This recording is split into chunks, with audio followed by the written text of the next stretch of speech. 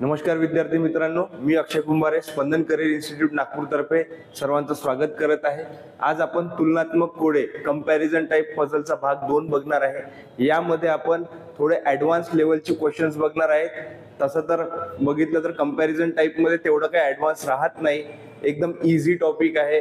तुम्ही थोडीशी प्रॅक्टिस जरी केली तरी येऊन जाईल। एक तुम्हाला छानपैकी आयडिया येऊन जाईल या लेक्चर मधून की आपल्याला अप्रोच कसा ठेवायला पाहिजे। तर आता थोडाही वेळ वाया न घालवता आपण एक्झाम्पल कडे जाऊया। तर आता आपण पहिलं एक्झाम्पल बघणार आहे।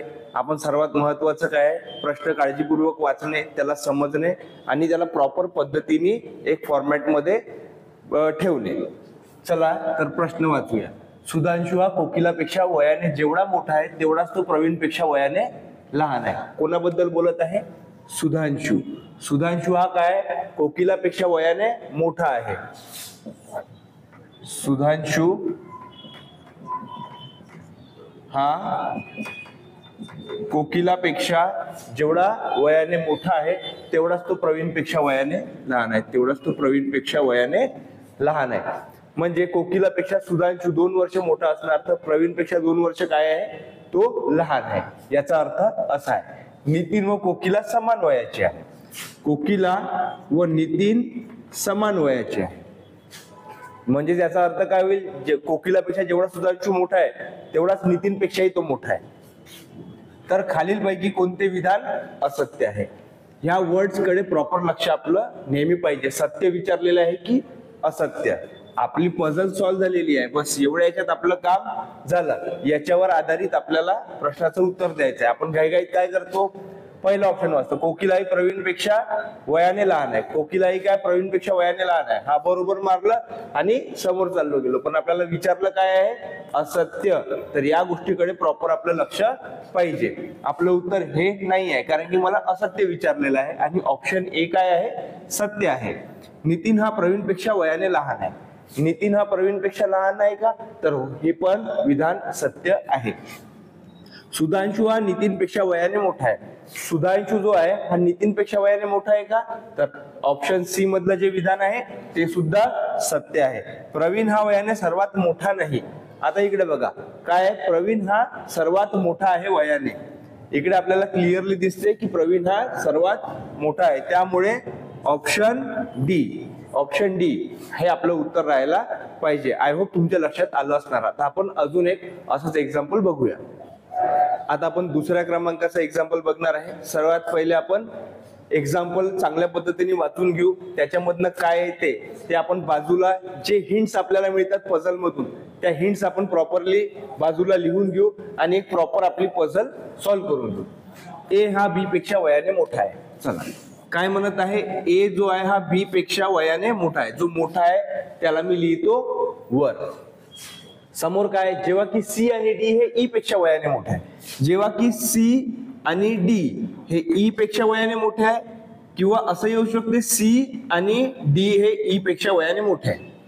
दोन पैकी एक पॉसिबिलिटी आहे, एवढं लक्षात ठेवायचं। 100% कन्फर्म काहीच नाही। अशा पद्धतीने आपल्याला अप्रोच पाहिजे, अशा पद्धतीने आपला विचार करायचा आहे। ई चे वय ए व सी यांच्या मधात आहे। बघा ई चे वय काय आहे, ए आणि सी यांच्या मधात आहे। ई चे वय ए आणि सी यांच्या मधात आहे।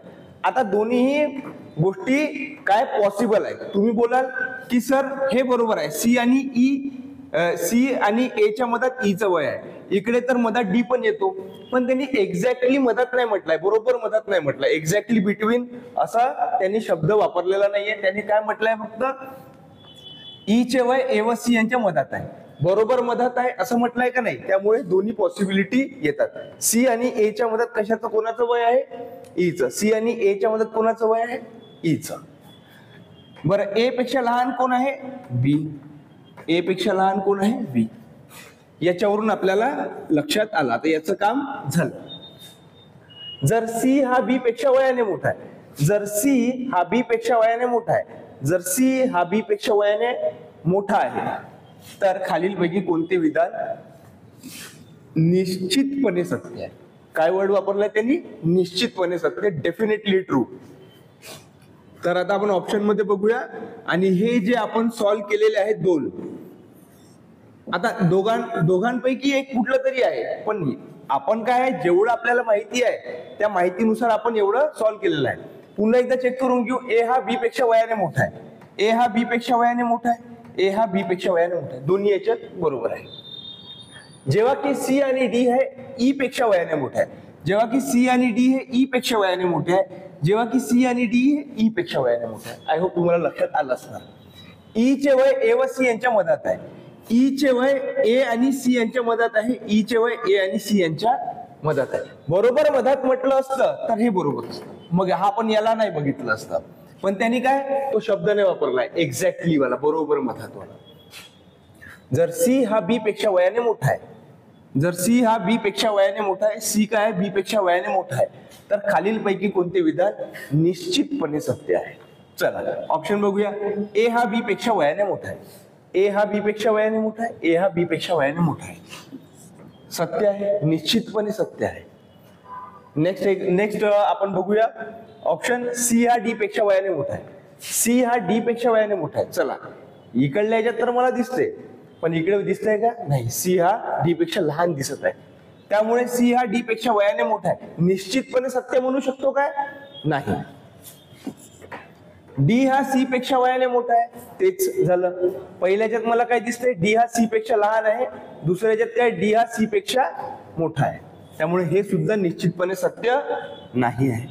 बी हा ई पेक्षा वयाने मोठा आहे, बी हा ई पेक्षा वयाने मोठा आहे का, नाही, लहान आहे. बी हा ई पेक्षा वयाने मोठा आहे का, लहान आहे, त्यामुळे हे सुद्धा चूक आहे. आय होप तुम्हाला लक्षात आलं असणार की कशा पद्धतीने आपल्याला हे पझल सॉल्व्ह करावे लागतात. आता आपण अजून एक एक्झाम्पल बघूया. आता आपण तिसऱ्या क्रमांकाचा एक्झाम्पल बघूया. तिसऱ्या क्रमांकाची पझल आहे आणि पझलवर आधारित 2 प्रश्न आहेत, याच्यावर तिसरा प्रश्न पण आहे, तो पण आपण बघूया. सगळ्यात महत्वाचं आपण पझल वाचून घेऊया आणि त्याला प्रॉपरली रिप्रेझेंट करूया. अनिता, महिमा, राजन, लता व दीप्ती हे 5 भावंडे आहेत. ओके. अनिता ही महिमापेक्षा वयाने दुप्पट आहे. एक काम करूया, सर्वांचे नाव लिहून घेऊया आपण. अनिता, महिमा, राजन, लता व दीप्ती 5 भावंडे आहेत. आता काय म्हणत आहे, अनिता ही महिमापेक्षा वयाने दुप्पट आहे. अनिता काय आहे, महिमापेक्षा वयाने दुप्पट आहे, म्हणजे महिमा 10 वर्षाची असणार तर अनिता किती वर्षाची असणार, 20 वर्षाची.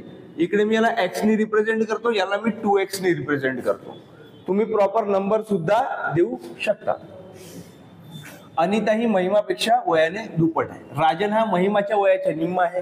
राजन काय महिमाच्या वयाच्या निम्मा आहे, म्हणजे महिमा 10 वर्षाची असणार तर राजन किती 5 वर्षाचा असणार, म्हणजे x डिवायडेड बाय 2 हे काय झालेलं आहे, राजनचं वय झालेलं आहे. अनिता ही दीप्तीच्या वयाच्या निम्मी आहे. अनिता काय आहे, दीप्तीच्या वयाच्या निम्मी आहे. आता ही काय 20 वर्षाची असणार तर समजून घ्या की हे 40 वर्षाची असणार, म्हणजे याला काय करू आपण 4x. 4x ला आपण जर डिवायडेड बाय 2 केलं तर अनिता किती वर्षाची होईल, 2x. आणि राजन हा लताच्या वयाच्या दुप्पट आहे. राजन काय आहे, लताच्या वयाच्या दुप्पट आहे. आता राजन जो आहे हा लताच्या वयाच्या दुप्पट आहे, म्हणजेच याला आपल्याला काय करावं लागणार, अजून डिवायडेड बाय 2 करावं लागणार, म्हणजे लता काय होऊन जाईल x/4. आय थिंक हे एक्स मध्ये ना थोडं कन्फ्युजन होते. आपण एक प्रॉपर नंबर देऊया जेणेकरून तुम्ही प्रॉपरली रिप्रेझेंट करू शकाल.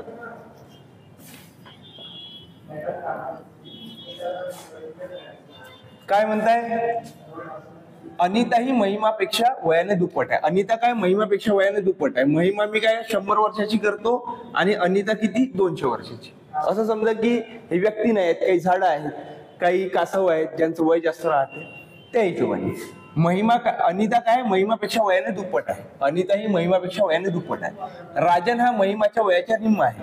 राजन काय महिमाच्या वयाच्या निम्मा आहे, म्हणजे महिमा 100 वर्षाची आहे तर राजन किती वर्षाचा आहे, 50 वर्षाचा आहे. अनिता ही दीप्तीच्या वयाच्या निम्मी आहे. अनिता काय आहे, दीप्तीच्या वयाच्या निम्मी आहे, म्हणजे हाफ आहे. अनिता दीप्तीच्या वयाची निम्मी आहे तर दीप्ती काय राहणार, डबल राहणार. आलं लक्षात, 400च्या निम्म काय झालं 200. आणि राजन हा लताच्या वयाच्या दुप्पट आहे. राजन काय आहे, लताच्या वयाच्या दुप्पट आहे. म्हणजे लता किती वर्षाची राहणार, 25. आय होप तुमच्या लक्षात आलं असणार. पुन्हा एकदा बघूया. अनिता ही महिमापेक्षा वयाने दुप्पट आहे. अनिता काय महिमापेक्षा वयाने दुप्पट आहे. राजन हा महिमाच्या वयाच्या निम्मा आहे. राजन काय महिमाच्या वयाच्या निम्मा आहे. अनिता ही दीप्तीच्या वयाच्या निम्मी आहे. अनिता काय आहे, दीप्तीच्या वयाची निम्मी. म्हणजे दीप्ती 400 वर्षाची तर अनिता 200 वर्षाची. आणि राजन हा लताच्या वयाच्या दुप्पट आहे. राजन काय आहे, लताच्या वयाच्या दुप्पट आहे. म्हणजेच लता काय याची हाफ राहणार. आय होप तुम्हाला लक्षात आलं असणार. आता याच्यावर आधारित हे प्रश्न आहेत, आपण इझिली सॉल्व्ह करू शकतो. वयाने सर्वात लहान कोण, कोण दिसत आहे मला वयाने सर्वात लहान, तर लता. खालीलपैकी कोणत्या दोन व्यक्तींची जोडी समान वयाची आहे. समान वयाचं मला कोणीच दिसून नाही राहिलं, त्यामुळे समान वयाची जोडी आपल्याला मिळणार नाही. इकडे काय ऑप्शन डी यापैकी नाही. अजून एक एक्झाम्पल बघूया. याच पझलवर तिसरं एक्झाम्पल काय म्हणत आहे, जर महिमा ही 16 वर्षाची असेल तर लताचे वय काय. काय म्हणते, महिमा ही 16 वर्षाची असेल तर लताचे वय काय. आता हे तर आपण रॅन्डमली नंबर्स घेतले होते, जिकडे एक्झॅक्ट नंबरची आवश्यकता नाही तिकडे चालून जात होतं. पण आता इकडे काय आहे, एक्झॅक्ट नंबर्स दिलेले आपल्याला. काय म्हटलंय, महिमा ही 16 वर्षाची आहे. महिमा काय आहे, 16 वर्षाची आहे. तर अनिता किती वर्षाची होऊन जाईल, याच्यापैकी दुप्पट म्हणजे 32 वर्षाची. 100 आहे, 50 आहे, 16 आहे, तर इकडे काय होऊन जाणार, 8 होऊन जाणार. 8च्या अर्धे इकडे काय होणार, 4. आता 100 म्हणजे 16 आहे, तर 16 चोक 64. प्रॉपर आपल्याला नंबर्स मिळाले. जर महिमा ही 16 वर्षाची असेल तर लताचे वय काय. जर महिमा ही 16 वर्षाची असेल तर लताचे वय काय आहे, 4 वर्ष. तुम्ही असं पण सॉल्व्ह करू शकता की मला माहिती आहे ना, महिमासाठी मी काय घेतलं होतं 100, पण एक्झॅक्टली आहे काय 16. याचाच अर्थ 100 म्हणजे काय आहे, 16 आहे. तर लताचे वय काय, लताचं वय मी काय अज्युम केलं होतं 25. तर 25 म्हणजे किती. आता यांचं मी क्रॉस मल्टिप्लिकेशन जर केलं तर मला इझिली उत्तर मिळतंय. 100 into x is equals to 25 into 16. Cross multiplication केलं बघा. 100 गुणिला x is equals to 25 गुणिला 16. आता x मी इकडे ठेवतो, 25 गुणिला 16 तर आहे. हा 100 इकडे मल्टिप्लिकेशन मध्ये, इकडे आल्यावर काय होईल, डिव्हिजन मध्ये जाईल. 25 चोक 100, 4 चोक 16, म्हणजे x ची व्हॅल्यू काय आली 4. लताचं वय किती, 4. थोडंसं मॅथ्स पाहिजे आपल्याला, जास्त काही नाही. तर अशा प्रकारे आपण कंपॅरिझन टाइप पझलला अप्रोच असायला पाहिजे. अशा प्रकारे आपल्याला विचार करायला पाहिजे आणि अशा प्रकारे आपल्याला एक्झाम्पल सॉल्व्ह करायला पाहिजे. याच्यामध्ये तुम्ही अजून जे पण पुस्तक तुमच्याकडे असणार त्याच्यामधनं एक्झाम्पल काढून प्रॅक्टिस करा. तुम्ही ह्या पझलवरचे मार्क्स कुठेही जात नाही. खूप इझी टॉपिक आहे. आणि काहीही तुम्हाला डाऊट असला तर कमेंट सेक्शन मध्ये नक्की कळवा. आता आपण नेक्स्ट लेक्चर मध्ये एक नवीन टॉपिक बघूया. एवढं बोलून मी आजचा लेक्चर संपवतो. थँक्यू.